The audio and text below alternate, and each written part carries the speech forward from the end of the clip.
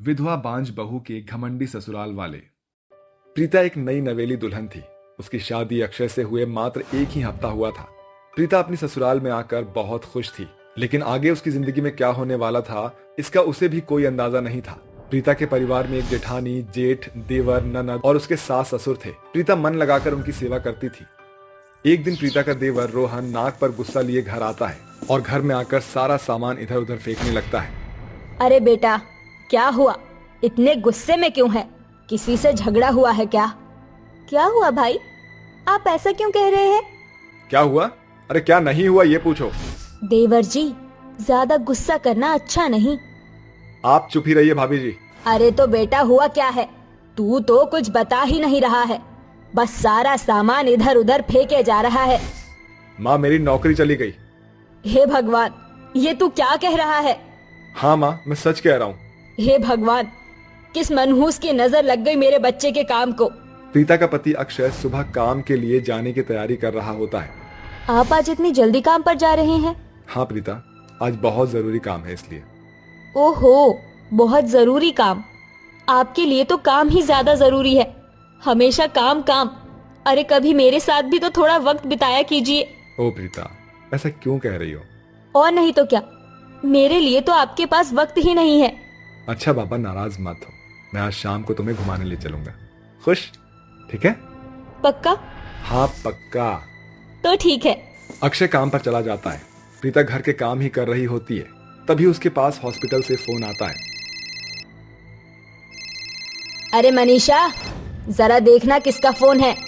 माँ, मैं जरा बिजी हूँ, भाभी को बोलो वो देख लेंगी। मैं देख लेती हूँ। हाँ जल्दी जा। प्रीता फोन उठाती है। हेलो।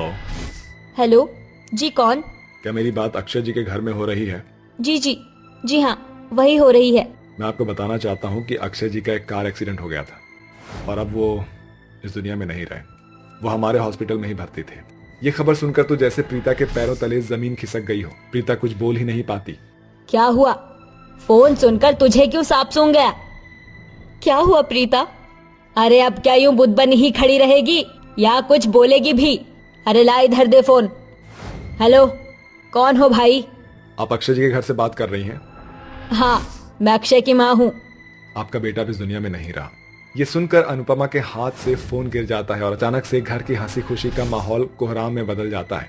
अक्षय की मौत के कुछ दिनों बाद ही प्रीता के ससुराल वाले उस पर अत्याचार करना शुरू कर देते हैं और उसे मनहूस बोलकर उसकी बेइज्जती करते हैं। अरे जब से ये मनहूस मेरे घर में आई है, तब से कोई ना कोई अनहोनी हुई चली जा रही है। हाँ प्रीता, तुम्हारे घर के आंगन में कदम रखते ही हमारे देवर जी की नौकरी चली गई और अब तो तुमने हमसे इस घर का बेटा ही छीन लिया। ये मनहूस है, मनहूस। ऐसा मत कहिए भाभी जी। सासू माँ, अक्षय जी की मौत और रोहन जी की नौकरी जाने में मेरा क्या हाथ हो सकता है? आपका कोई हाथ नहीं था भाभी, आपका इस घर में आना ही अशुभ था। सारे घर वाले प्रीता को इसी तरह टॉर्चर करते थे। पति के मरने के बाद प्रीता की ससुराल वालों ने उसे एक नौकरानी की तरह बना दिया था। वो सारा दिन उससे खूब काम करवाते थे और साथ ही उसे ताने भी देते थे।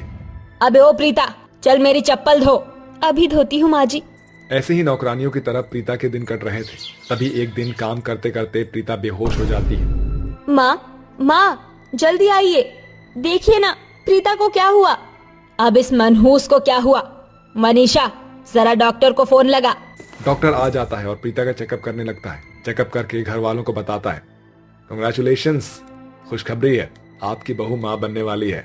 ये सुनकर परिवार में एक पल के लिए तो सभी खुश हो जाते हैं, लेकिन फिर अनुपमा अपना दिमाग चलाती है और डॉक्टर से पूछती है, डॉक्टर साहब, माँ तो बनने वाली है, मगर क्या कोई ऐसा रास्ता है जिससे हमें ये पता लग सके कि इसके पेट में पल रहा बच्चा लड़का है या लड़की? अनुपमा जी, ऐसा हो तो सकता है, लेकिन उसके लिए आपको मेरे अस्पताल आना होगा। ये चेकअप वहीं पर होगा। ठीक है डॉक्टर। ये जानने के लिए कि प्रीता के पेट में पल रहा बच्चा लड़का है या लड़की, अनुपमा उसे अगली ही सुबह अस्पताल ले जाती है। डॉक्टर प्रीता का चेकअप करके अनुपमा को बताते हैं, कांग्रेचुलेशंस, आपकी बहू एक बेटी को जन्म देने वाली है। आपके घर में तो लक्ष्मी आने वाली है। अच्छा। अनुपमा प्रीता को लेकर घर वापस आ जाती। मनहूस, कभी तो इस परिवार को कोई खुशखबरी दे, या बस बोझ ही बनना आता है तुझे? पर मैंने क्या किया माँ जी? हाँ, तूने क्या किया? और ये जो तू एक लड़की को जन्म देने वाली है, इसका क्या? जो अभी तक इस दुनिया में भी नहीं आई। आप उस पर क्यों गुस्सा कर रही हैं माँ? नहीं आई तो आ जाएगी ना। मनहूस अपनी ही तरह एक मनहूस को ही जन्म दे रही है। अरे इसकी जगह अगर एक बेटे को जन्म दे देती तो इस घर को एक वारिस मिल जाता, लेकिन तू तो है ही मनहूस और तेरी होने वाली औलाद भी मनहूस। बस बहुत हुआ माँ जी, अब तक सिर्फ मेरे ही चरित्र पर बात थी तो मैं चुप थी, लेकिन आज तो आपने हद ही कर दी। इतनी नीच कैसे हो सकती हैं आप? बहुत जुबान चलने लगी है तेरी। हाँ, अगर किसी ने भी मेरी बेटी के बारे में कुछ भी कहा तो ये माँ बर्दाश्त नहीं करेगी। प्रीता अपनी सास से इतना बोलकर वहां से चली जाती है। प्रीता की ननद मनीषा बाहर खड़ी सब कुछ सुन रही होती है।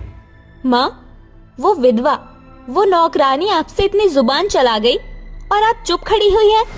बेटा, ये शांति तो तूफान के आने से पहले का संकेत है। मतलब ये कि मैं इसकी बच्ची को इस दुनिया में आते ही खत्म कर दूंगी। ग्रेट, वरना एक नहीं दो मनहूस हो जाएंगे। वहीं दरवाजे से सटकर खड़ी प्रीता ये सारी बातें सुन लेती है। ये सब सुनकर मानो उस बेचारी के सर पर आसमान फट गया हो और वो बिना किसी को बताए ही घर को छोड़कर आ जाती है। प्रीता सड़क पर चलती हुई खुद से ही बातें कर रही होती है। हे ऊपर वाले, तू मेरे साथ ये क्या खेल खेल रहा है?